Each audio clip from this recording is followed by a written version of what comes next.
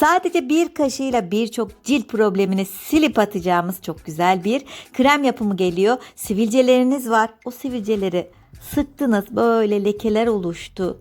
Çukurluklar oluştu. Renginiz soldu. Tamam, birçok kremle biz bundan kurtuluyoruz ama cildim kuruyor o arada. Hem cildimi kurutmayacak hem de o lekeleri, sivilceleri atabileceğim güzel bir krem yap. Ama az malzemeli. Ama yapması çok kolay olsun. Hepimiz yapabilelim diyorsanız hadi buyurun. Çok güzel bir tarif geliyor. Aloe vera jelini aldım. Bir tatlı kaşığı dolusu aloe vera jelini aldım ve çay ağacı yağı. Sivilceleri gideren çok etkili bir yağ. Yaklaşık 6-7 damla çay ağacı yağı ekledim. Gül yağı ekliyorum. Gerçekten gül yağını kullanmaya başlayın. Çok seveceksiniz arkadaşlar.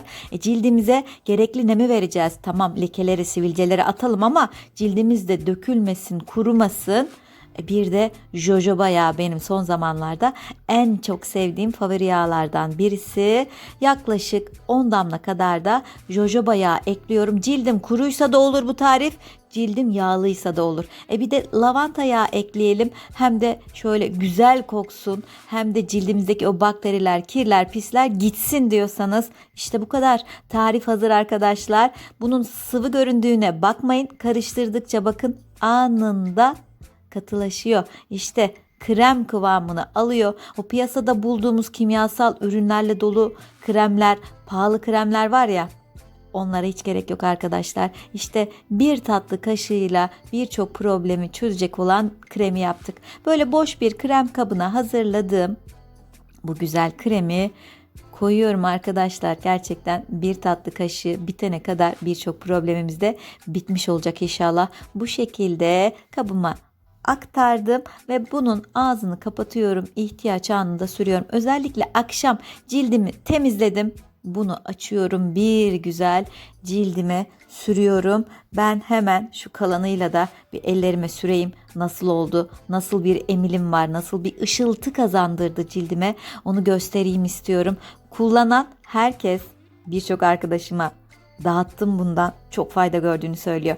Biz o arada ne yapıyoruz? Kanala üye oluyoruz, bildirimleri açıyoruz ve altyazılar sekmesinden de dilediğimiz dilde videoyu izlemeye devam ediyoruz arkadaşlar. Şimdi bunu cildimize uygulamaya geçelim. Yüzümü yıkadım, temiz cildim. Şimdi bunu bir güzel cildime sürüyorum ve masajımı yapıyorum.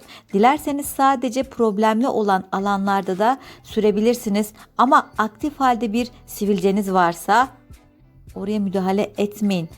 Oraya herhangi bir uygulama yapmayın. Onları sıkmayın arkadaşlar. İşte böyle bölgesel olarak onların üzerine sürüp bırakın. Yedirmeyin, yaymayın yani içerisindeki iltihabı.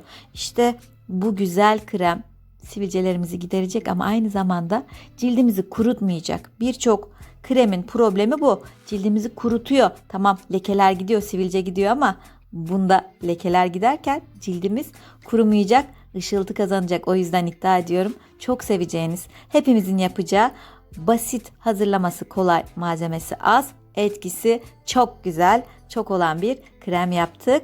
Bu şekilde dilerseniz sadece çenende mi var sivilce? Sür oraya bırak. Sadece yanaklarında mı var? Sür oraya bırak.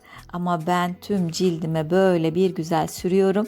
Lekeleri gideriyor ve cildi öyle güzel aydınlatıyor ki kullandıktan bir hafta sonra diyeceksiniz gerçekten çok hızlı sonuçlar elde ettim. Ben bu kremi hep yaparım. Çok sevdim.